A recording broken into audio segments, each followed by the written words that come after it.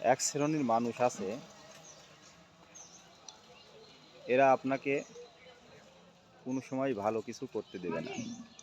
আপনি যদি কোনো কিছু করতে যান কিংবা করার চেষ্টা করেন কিংবা করার জন্য অনুপ্রাণিত হচ্ছেন, এরা আপনাকে বিভিন্ন রকম ভুলভাল বুঝিয়ে কটূক্তি করবে কিংবা করতে দেবে না। আরে ভাই, ও করছে করুক, ওর বিষয় ও দেখবে, এতে তোমার মাথা ব্যথা কিসের, তাই না? তো তোমার যদি এত খারাপই লাগে তো তুমি করে দেখাও।